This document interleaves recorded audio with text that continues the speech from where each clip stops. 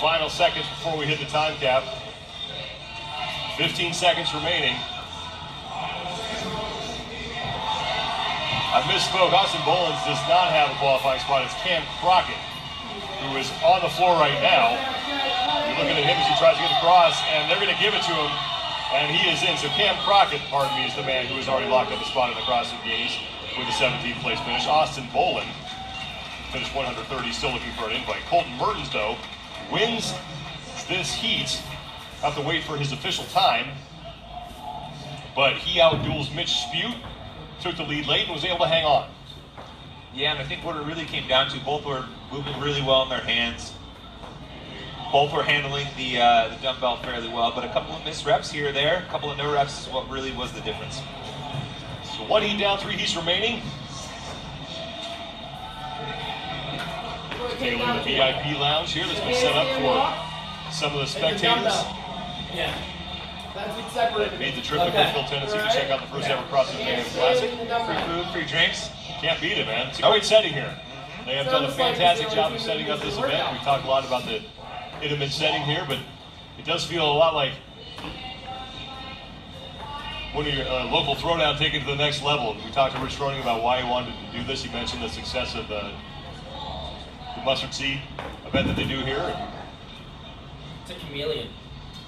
Violent low machine. So far, things have run smoothly.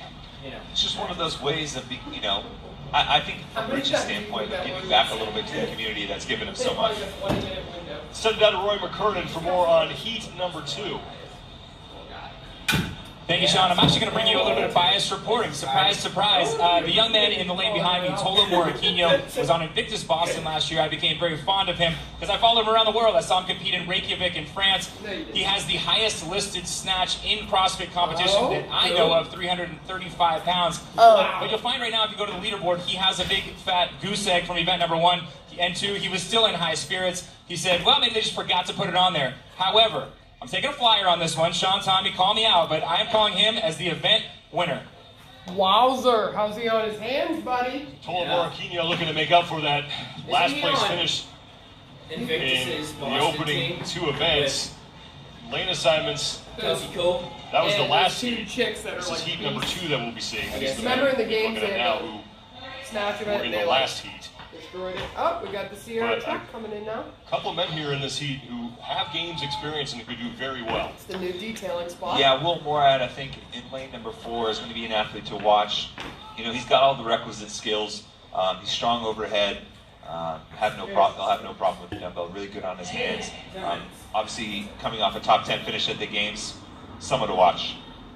Oh, they can't all be somebody to watch. And we are underway. Colton Mertens won heat number 1. We are still waiting on his official time, but we start again with that 100-foot handstand walk, 50 feet down, 50 feet back. It has to be unbroken both times. After this, it's on to the first set of dumbbell squat snatches, 18 at 100 pounds. And I love how Tola, right out of the gate, is really attacking this handstand walk. He finished dead last in both of the runs yesterday, so I think he's really trying to make something up and prove that that was just kind of a fluke, if you will, or maybe just something that kind of hit outside his wheelhouse. Moraquinho with a really good pacer on their first 2 reps. Next to him is Will Morad. Dylan Martin is on the right. But Moraquinho really needs to do well in this event. Only 7 events in this competition. And right now he sits in dead last. The fact that he's having no problem getting below parallel, knowing that how strong he is, he holds the record for the heaviest snatch ever in CrossFit competition history. He also is tied for the heaviest clean and jerk in CrossFit competition history. You just want to make sure that the technical side of it, the mobility to get underneath, to handle the movement is all right. Obviously, he's handling his dumbbell quite well. That should set him up for a top finish. But the good news for Moraquinho is that he is in line to receive the invite from the Dubai CrossFit Championship. And speaking with him after Dubai, he really wants to kind of get his individual experience up a little bit. Dubai was his very first competition as an individual. This is going to be his second. So he's really trying to chew up time on the floor just to get used to throwing down with some of the biggest names in the sport on the individual side. The opening set of dumbbell squat snatches, 18 total, and Morquinho is on his hands, walking his way back down, and Brandon Swan out of Australia on the right of your screen now. He's in second place. Good to see Swanee back at it. You know, he's got multiple individual appearances at the CrossFit Games. Those came in some of the earlier years, 2011, 2014. Haven't seen him be able to make it back in this kind of newer era, but he was at the games last year on a team with the Project X out of Australia. I know a lot of those athletes are trying to go individual. Harriet Roberts already qualified, so hopefully Swan can kind of pick up where Harriet left off and maybe earn another invite here. Morquinho's in. Brandon Swan is done with his second handstand walk, and Josh Miller as well. And now the weight goes up to 110 pounds on the dumbbell squat snatch, 14 total reps. Morquinho trying to hang on to the lead and hold off Brandon Swan and Josh Miller. I mean, look at the way he's manhandling that dumbbell. No question whatsoever when he goes to pick it up. It really comes down to the little technical things, making sure your balance, technique is on point so you don't get a no rep where you can easily handle the dumbbell otherwise. Nick Matthew in lane 3, he's also on the 110-pound dumbbell, and in lane number 2, Saxon Panchik, one of the two Panchik brothers who are competing here. Spencer being the others. Tola Morquinho trying to hang on to the lead here. Colton Mertens won the first heat. We're still waiting on his official time. Tola Morquinho trying to chase that down. This just being the second heat, I mean, we have some heavy hitters in this. You have two athletes that finished inside the top 10 at the games, in heat number 2. Kind of speaks to the depth of the field here at the Mayhem Classic. Unofficially, we've hit the 4-minute mark here of this heat. So every competitor in this heat is on that 110-pound dumbbell. Saw Saxon Panchik working through his set. Morquinho, his judge's hand is in the air. Josh Miller's hand is in the air. Miller is second from the right in that black shirt and the white knee sleeves. On the far right is Brandon Swan. Morquinho's on the far left. And then next to him is Dylan Martin. Josh Miller and Brandon Swan are both done. They have passed Morquinho, and Morquinho just put the finishing touches on his set. But it's Miller in the lead now, Brandon Swan in second, and Morquinho has fallen back into third place in this heat. Yeah, Tola had to take a few breaks there in that set of 14. You wonder if maybe he came out just a little bit too hot, got close to redlining and is having to pull back a little bit.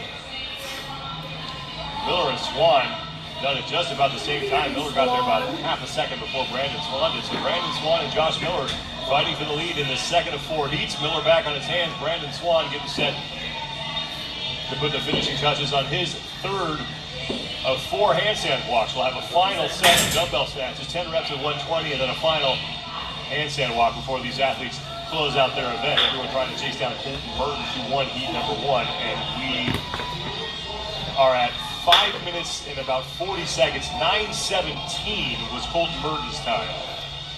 This would be a great finish for Josh Miller, who sits in third place after day one. Strong performance in both the runs yesterday. Having another strong performance here. Ahead of some of the athletes like Morad, trying to chase him down on the leaderboard. Josh Miller struggled with that opening rep. Brandon Swan moving pretty well on the right side. Tola Morquinho is back on the double as well, as he has gone from first to third right now in this heat. Third and final set of dumbbell squat snatches, 10 reps at 120 pounds.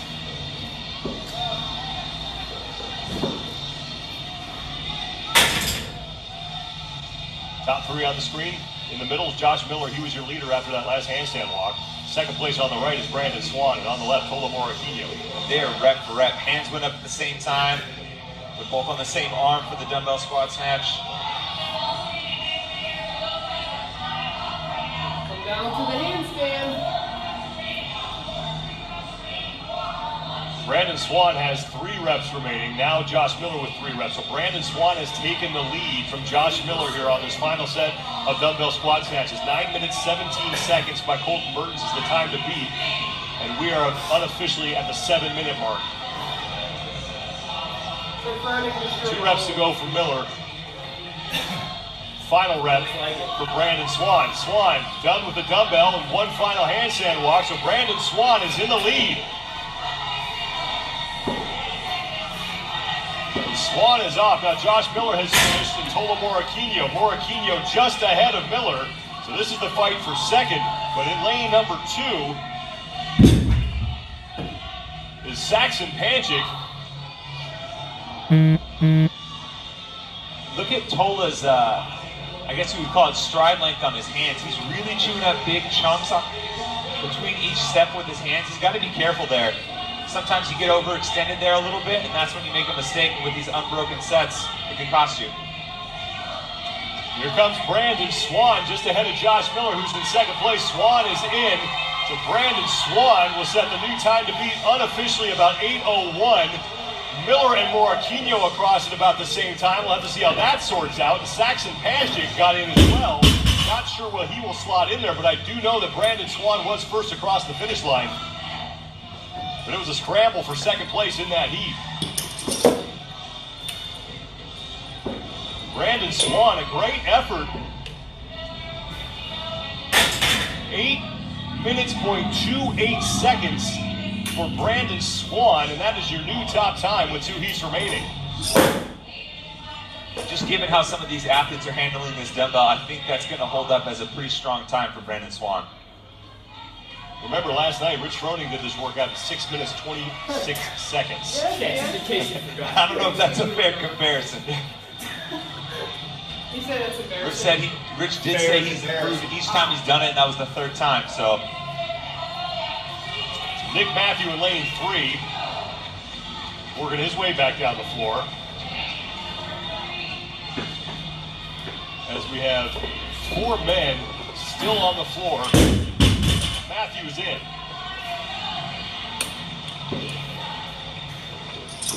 In that battle for second, Josh Miller beat Tola Moraquinho by 0.3 seconds. It was that close. All right, Cassie. Margin. See you later. See you tonight. Where's that? Really interesting to see Morag struggle here. You get early to set up or anything? He looked pretty good early on, towards the front of the pack, but as we got to the middle dumbbell section, really started to slow.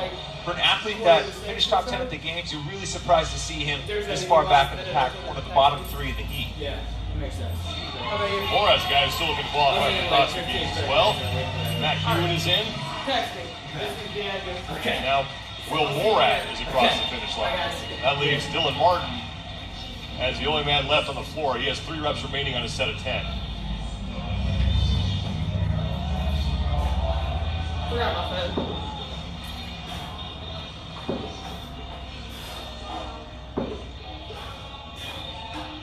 About 90 seconds left. He's going to have to hustle to make it underneath the cap. 2 reps remaining and then that final handstand walk.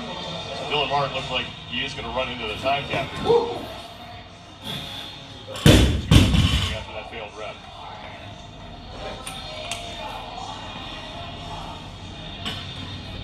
Dylan Martin was a fixture in the regionals. He had 3 regionals appearances in his career. His best finish was 12th in the Central Regional. That was in 2017. He's been active this season. He was out of Dubai just before the Christmas break.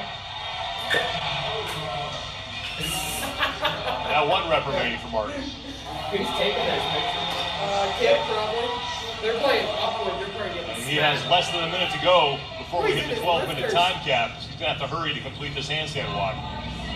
I mean, every 10 feet here is crucial. You know, there's 5 reps that are up for grabs in each one of these 50-foot sections. Every 10 feet is a rep. So even though he may not hit the time cap, he can maybe sneak ahead of a few athletes just by chewing up some distance on the handstand walk. Less than 30 seconds to go for Dylan Martin.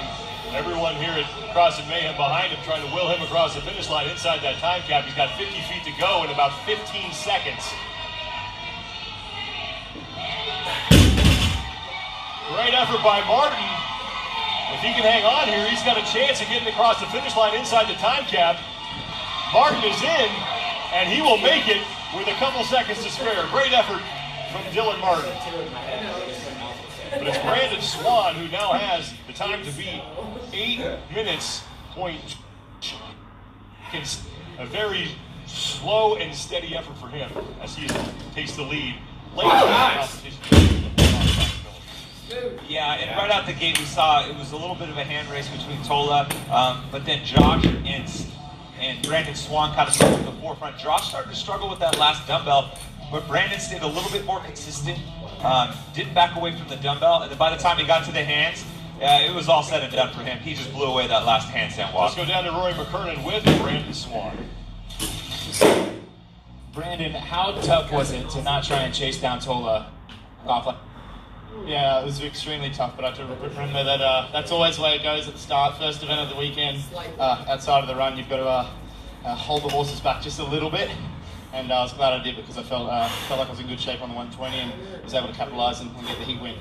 Now, you live a half a world away. There's opportunities to compete in Australia. Why come here to the Mayhem Classic? I'm here to test myself. I won a big competition over in Australia, and my plan is to try and win one of the Australian sanctionals. And I mean, who knows?